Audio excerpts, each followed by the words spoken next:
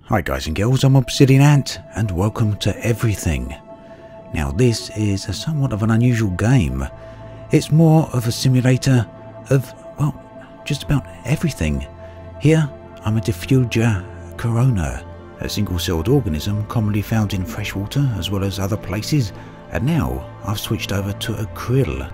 And this is generally the entire idea of the game.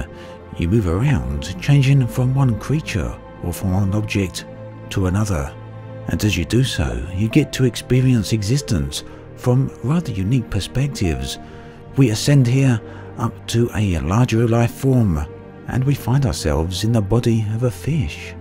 Now whilst a fish is many times larger than the single-celled organism we started out as there, it is by no means the largest organism that you can change into. Here we're a tree. Now as we travel around the world, as we travel around the universe, for there is an entire universe here, that's why it's called Everything, you not only get to experience life as other beings, but you also get to collect thoughts from other creatures, from other objects, thoughts about how they perceive the universe, and in turn those thoughts influence and create your own thoughts about your place within reality.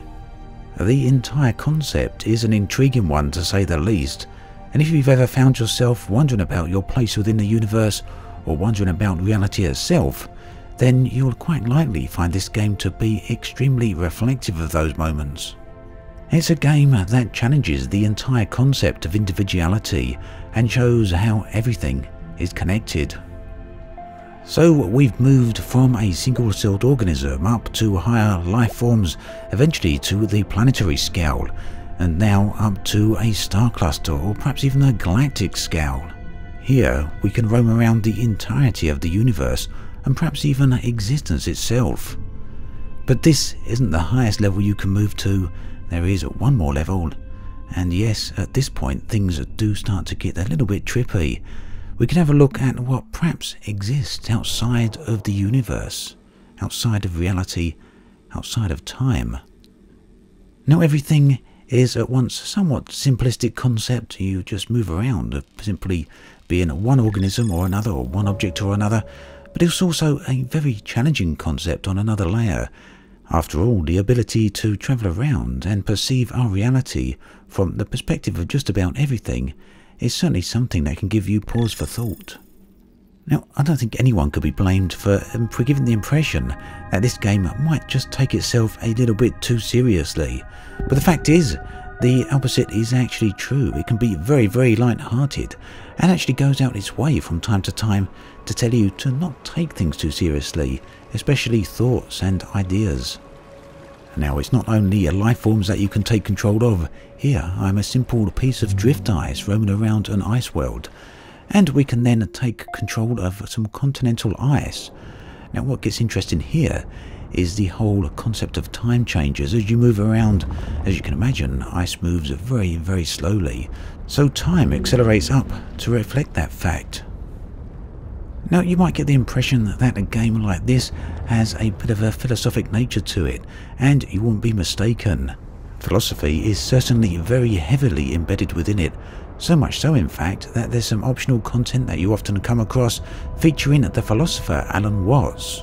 Now, much of Alan Watts' work became very popular in the 1950s and 1960s, and is essentially very well known for bringing Eastern traditions to the West and making them more understandable to the Western mind. Here is one such example within the game, taken from one of his many talks. If there is any such thing at all as intelligence and love and beauty,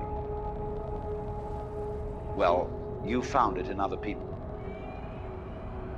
In other words, it exists in us as human beings. And as I said, if it is there in us, it is symptomatic of the scheme of things. We are as symptomatic of the scheme of things as the apples are symptomatic of the apple tree or the rose of the rose bush.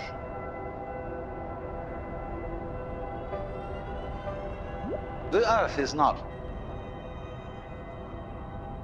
a big rock infested with living organisms, any more than your skeleton is bones infested with cells.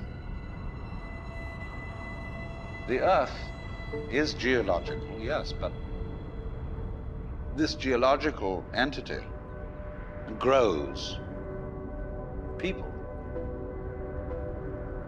And our existence on the Earth is a symptom of the solar system and its balances, as much as the solar system in turn is a symptom of our galaxy.